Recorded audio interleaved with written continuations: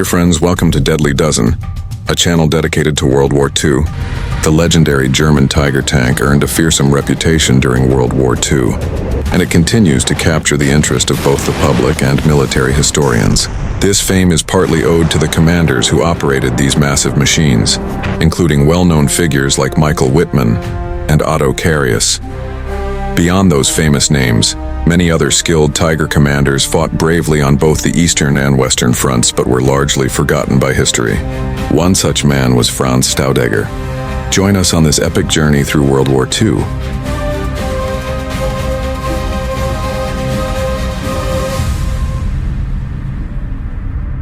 Franz Staudager joined the German army right after finishing school in 1940. At first, he was assigned to the infantry training battalion of the 1st SS Panzer Division Leibstandarte Adolf Hitler and was wounded early in the conflict while serving as an infantryman. In 1942, after a short recovery period, he trained to command Germany's newest superweapon, the massive Tiger tank. During the initial phase of his training, he served on a Panzer III before being promoted and transferred to the Tiger.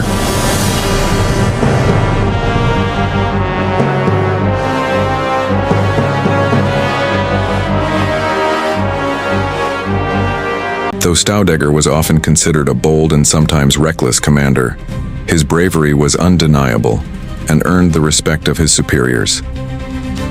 His most famous moment came during the Battle of Kursk in July 1943, a clash that has been debated endlessly by historians and was part of Hitler's controversial Operation Citadel, supported by several of his generals.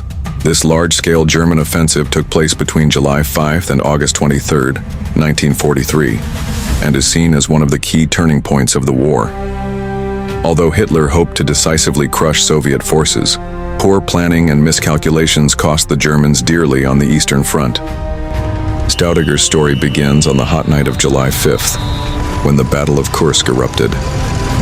After a long, exhausting day of combat, Staudager and his crew were returning to their unit under the cover of darkness in their Tiger. Along the way, they encountered a tank blocking the road.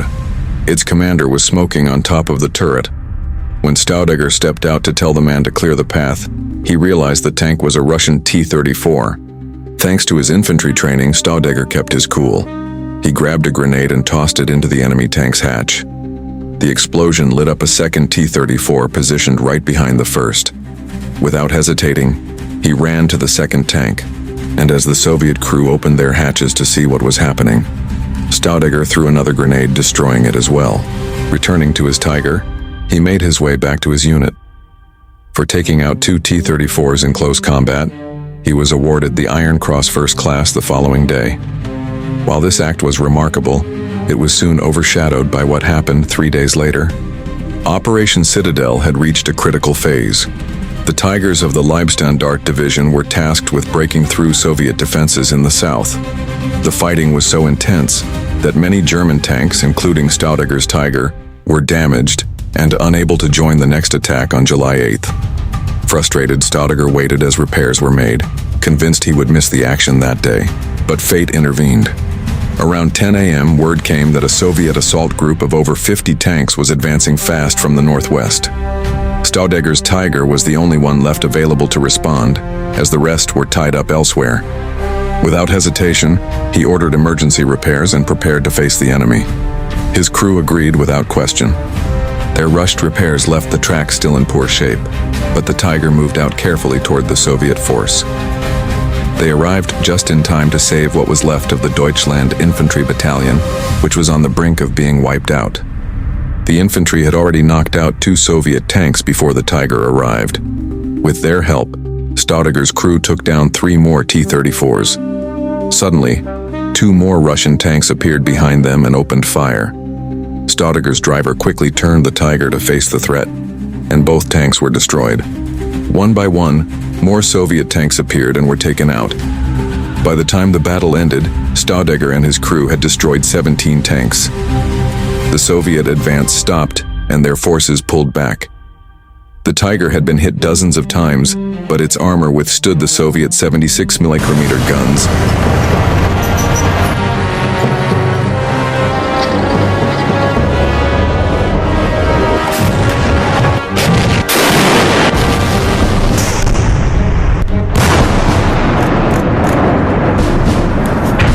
Exhausted but determined, Staudegger pushed forward, chasing after the retreating tanks.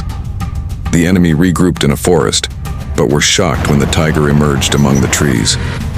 Out of armor-piercing shells, Staudegger's crew kept fighting using explosive rounds, which still caused heavy damage. They destroyed 5 more tanks before Staudegger ordered a retreat as the Tiger risked being disabled. When they returned, the tank's suspension was badly damaged and the tracks were in pieces. The Tiger had been struck 67 times but survived. Staudegger's actions helped halt the Soviet attack, with a total of 22 enemy tanks destroyed. For this, he became the first Tiger commander awarded the Knight's Cross of the Iron Cross. Later, he was personally invited by Hitler to share the story. Staudegger went on to fight in Normandy in 1944 under Michael Wittmann, and later took part in the Battle of the Bulge. His heroics at Kursk that hot summer day were just one example of how the Tiger proved itself as one of the most powerful and feared tanks of the war,